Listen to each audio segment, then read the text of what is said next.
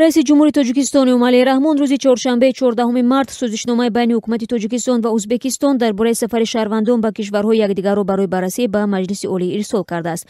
این سازشنامه روز 9 مارس در جریان سفر رئیس جمهوری ازبکستان شفقت میرزیویف به دوشنبه امضا شده بود. با اطلاع دفتر مطبوعات ریاست جمهوری تاجیکستان، این سازشنامه ترتیب و شرایط مسافرت شهروندان تاجیکستان و ازبکستان را به کشورهای یکدیگر تنظیم می‌کند.